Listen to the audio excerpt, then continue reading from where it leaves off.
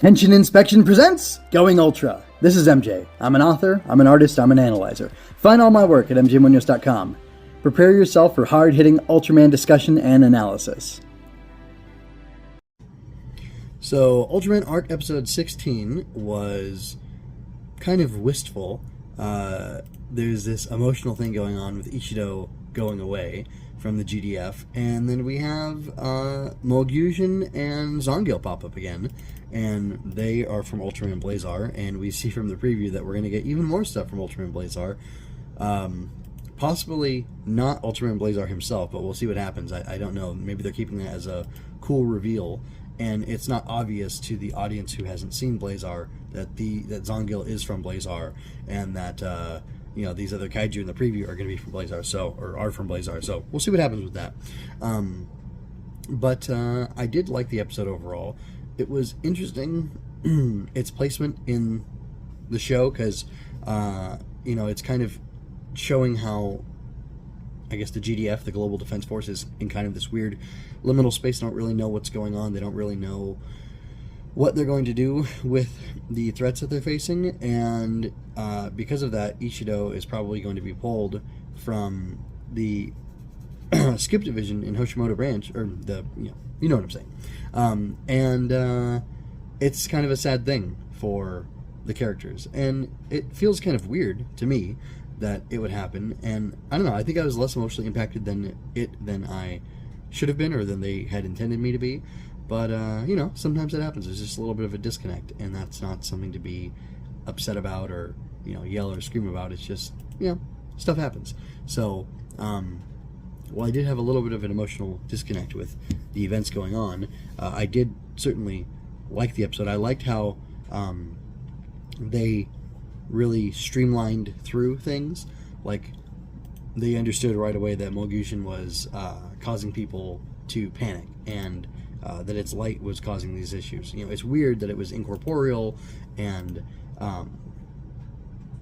intangible. I guess it's the same thing, really. That's weird and that's new. It's different from what it was in Blazar. But like in Blazar, it was like really a mystery. Like, oh, how's this happening? What's going on here? And I believe that was Mogyushin's debut in Blazar, and the fact that he's not debuting here, that he's just one of the guys, just one of the kaiju, makes it so that it's played out a little bit differently. And I like that it is played out differently, because then for people like me who've seen both, now it's not uninteresting, and it kind of offers a question, what's going on here, why is this happening like this? And I think that's a good thing, and I definitely like that. So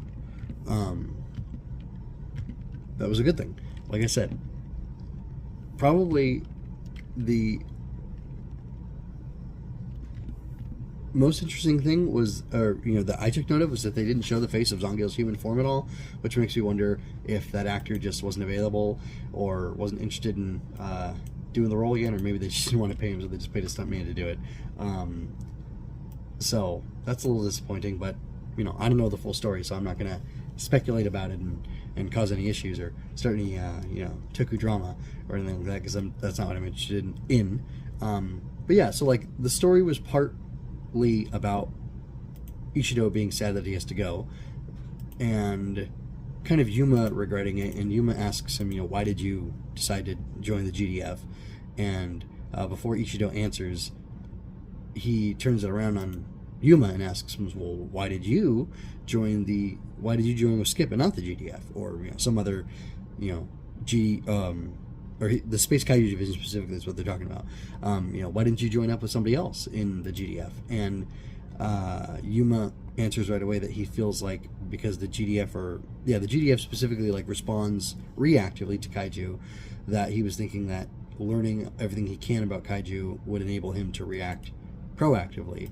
And if you understand your enemy, or you understand this threat, you can deal with it in a way that is holistically better, because you're not just waiting for them to start rampaging and destroying things. You're trying to see, well, are there things that we can do as humans that that we do have control over, that will stop or slow or mitigate harm done by kaiju? Which that approach does make sense to have. yeah, that approach makes sense. It makes a lot of sense. It's just interesting how things play out, isn't it?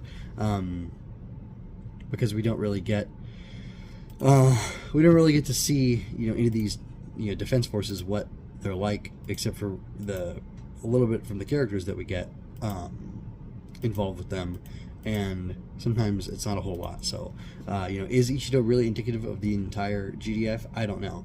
When we've seen them deployed, they are very militaristic, but then again, so was back from Ultraman Z, Storage. They were very militaristic, but at the same time, they had to be. Like, there was, they were taking a different kind of role. They weren't just waiting for Ultraman to save them, and I really don't understand how, part of the reason I thought what I thought falsely about about Arc, which is that kaiju didn't really exist until 16 years ago in the show, and then they kind of rampaged and then settled down, is because it doesn't make sense for a world that's full of kaiju to be able to wait for an Ultraman and not have their culture and life in a world like dramatically changed. Because how can humans with our weak fleshy bodies and our inferior everything basically stand up to and withstand kaiju attacks for any prolonged period of time? It doesn't really make sense, and that's what I thought the show was going for, and then it turns out I was wrong, and there have been kaiju all along, and that kind of makes it more interesting in some ways, but also like a little bit less logical to me, and I kind of struggle with that still. So I don't know. It's hashtag Ultraman problems, I guess. But what did you think of the episode? Did you like it? Do you, if you've seen Blazar, the episode with Zongil, was this a cool homage? Was this a cool throwback to it? Or did you dislike it for some reason? And if you are unfamiliar with it, were you lost at all? Or did it actually work for you as is? I'm curious to know what people think. I hope you enjoyed that. Please remember to like, share, and subscribe. I invite you to comment, ask questions, and share your thoughts with me. It's always more fun when you're part of the conversation. Until next time, be well and be Ultra. Visit mjmunoz.com for more of my work and help me build up the Fortress Fiction.